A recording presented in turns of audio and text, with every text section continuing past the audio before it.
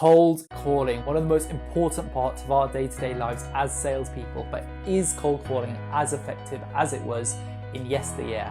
And yes, I just said yesteryear. Are there more effective methods of prospecting your clients, and do I cry myself to sleep every single time I have a bad call? The answer is definitely yes. Keep watching to find out more. What's going on, sales family? It's Fairhead from Sales and Bell once again, helping slash through I really need to stop doing that. All the misconceptions around sales and giving you, yes, you sitting on the toilet on your lunch break, the practical advice you can use in your day-to-day careers. So cold calling has traditionally been the most powerful tool in our sales arsenal that we use as salespeople to sell. It's literally our bread and butter. Think of it as like metal to Magneto, or like poor people are beating them up to Batman. With cold calls being so important, why then is the question around cold calling being dead being asked? The truth of the matter is that the sales landscape is changing massively, with a lot more of us dealing with things like inbound prospects, using email and social media to effectively reach the target audience that we want to go after. In the video today, then, we're going to go into the top 4 reasons why people suggest cold calling should go the way of the dinosaurs. And we'll go into a little bit more detail as to if cold calling is still worth it in 2021. You're also going to want to stick around to the end of the video, guys, because I do have a bonus for yourself where we specifically go into the science around cold calling and see if the stats are on our side or not. Let's jump into it. Point 1, people don't pick up the phone anymore. So this is arguably the biggest reason suggested why cold calling is dead. I mean, it seems like a kind of a valid point, because if you think about it, your customers, your prospects, the people who make you cry at the end of every call, they're very, very accustomed to the sales cycle being inundated with cold calls for decades upon decades upon decades. So is this true? Thankfully, absolutely not. In fact, a small study by Small Business Genius found that 69% of prospects actually answered a phone call, or a cold call rather, alone in 2019, and 82% of those on the back of that actually booked further next steps. This goes to show then that cold calling is very much alive and well. Personally, I often find that when salespeople are saying things like, cold calling is dead, it doesn't work anymore, it's usually because they're having a really bad week, or they're getting frustrated with getting through to anyone. We've all been there. I've been through that many a time, and when situations like that happen, just trust in the process, keep going, keep making more calls, and eventually you'll have that quality conversation that proves to you that sales probably the best job out there on the marketplace. Point 2, you can't speak to as many people. So sales is very much a numbers game, so speaking to more people likely is going to mean that we're going to get through to more people, right? This point is actually quite true. So let's think about it. If you send out 1,000 super templated emails to 1,000 different organizations, you're always going to be able to speak to more people than you would if you were to make, let's say, 100 to 200 calls per week. Now, that being said, in order to send out 1,000 emails, these emails will need to be super templated, meaning that they're not going to be your best work, and you're much more likely to only get a 1 to 2% response rate. Now, that's a response rate. That's not even a yes, I want to have a meeting. That's just hearing something back from them. Instead, let's say you used all that time and effort in cold calling. So let's say you called, I don't know, really conservative figure, like 50 prospects per day. Of those 50 prospects, 4 people answered. Now, of those 4 people, you're much more likely to have 4 quality conversations. And even if they give you some clear objectives around, I don't know, budgeting or price or timing, you're then able to kind of maneuver that conversation, overcome those objectives on the phone, which, as we all know, is a hell of a lot easier than kind of doing that over email. Now, there's still very much a place for emails and templated emails. So if you want to sort of see how I've improved my conversion rate on inbound and outbound emails from, let's say, 5 to 10% all the way up to sort of 20 or 30%, check out my video here.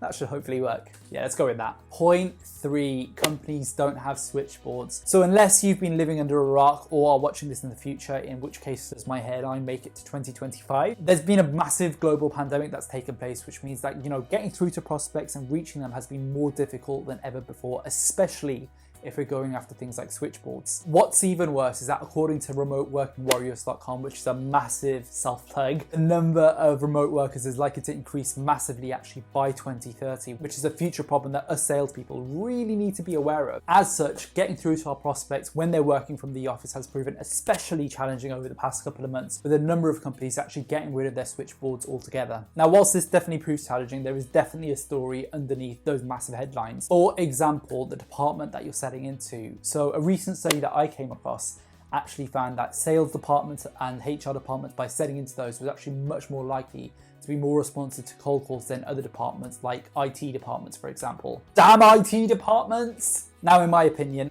and experience, of course, getting through to prospects has definitely proven challenging whilst they're in the office, but getting through to those actual decision makers, so CEOs of companies, financial directors, and directors overall, has actually proven to be easier than ever, with these people being much more susceptible to things like phone calls and direct mobile phone calls actually to them as well. And they're much more willing to have a conversation with yourself, which, you know, a couple of years ago actually was almost impossible. You'd have to kind of work your way up from, you know, administrators all the way up to the decision makers there as well. So definitely a silver lining in all these kinds of things. So if you are struggling to reach your prospect through a switchboard, it might be time to change things up and look on their LinkedIn or dig a little bit deeper on Zoom info to see if they have a mobile number. If you're reaching out to them in the past 6 months, they may have updated their profiles. Point 4, there are better ways to reach your prospects. I don't know what to say about this one. So often the argument from marketing teams or so-called sales gurus who are trying to sell you on their super expensive 3-day courses for thousands of pounds or dollary dues is that they're more effective ways of reaching your prospect than just cold calling, and that For a single one-time fee, you'll be able to understand the secret. by doing things like setting up Google ads, focusing on social media and bringing your traffic directly to you will make that entire sales process a lot simpler. Whilst I am by no means an expert when it comes to anything SEO or social media focused, I mean, just look at the number of subscribers I've got here on YouTube around that. Please like and subscribe. The truth of the matter is that cold calling is still the most important and most impactful way to actually have quality conversations with your prospects, especially if you're selling in an established business-to-business environment. It's one of the reasons why literally every single sales job you will work will have some degree of cold calling or calling out to prospects. And I'm sorry to break it to you guys, but you know, it's a bit of a graft and it is a bit of a grind. And like any career, it's definitely a skill that you've got to learn to acquire to actually become good at. Now, the argument does kind of make sense. I mean, if you think about it, why spend a lot of time and effort kind of cold calling your prospects and trying to reach out to them when you could spend a little bit of money and get your prospects to come to you? The difference there is the quality conversations. I mean, if you think about it, if all you're doing is, you know, setting up a demo request sort of section on your website waiting for your prospects to come to you, it's likely that these prospects aren't just going to be looking at you specifically, but also your competitors, meaning that the sales cycle and the sales process will likely be a lot more competitive. Whereas if you're taking the initiative, you're being proactive, you're much more likely to have much more success in terms of reaching out to prospects, helping them overcome their problems, and having a sales cycle which is filled a lot less with your competitors and comparing your product to their product, which, you know, bit of a losing battle if you're doing that. Now, you might be thinking, okay, so I should only cold call people, and that is definitely not what I'm trying to say in this video today. The truth of the matter is that any good sales cadence is actually made up of a variety of different touch points, whether that's email touch points, social media touch points, and of course, cold calling. So you want to make sure, irregardless of what you do, any sales cadence and any sales cycle kind of leans on all of those. Never want to be too focused on one, which is kind of why one of the reasons when I hear people say things like, you know, cold calling is dead, you should never call prospects, it's kind of just an idiotic statement, let's be honest. Bonus time. So we talked about this a little bit earlier on, but what actually did the study specifically say about cold calling and if it is dead or not? Well, like we said, 69% of people in 2019 alone were open to having a cold call, open to having a conversation. That's almost 2 in 3 prospects. And if you think about it, that just means that of those 2 in 3 prospects, all it is a matter of catching them at the right time, and they're more than likely to want to have a conversation with yourself. Further to this, there's a fantastic interview actually that I'll link down below by EBQ, 10 people who you should definitely follow in the sales industry, and they all gave their insight on cold calling and if it was dead or not. And they all pretty much came to the same conclusion, found that cold calling is still very much a vital and critical part of the sales process and of the sales cadence, irregardless of whether you're working inbound or outbound leads. So hopefully, guys, that answered if you think that cold calling is dead in 2021 or not.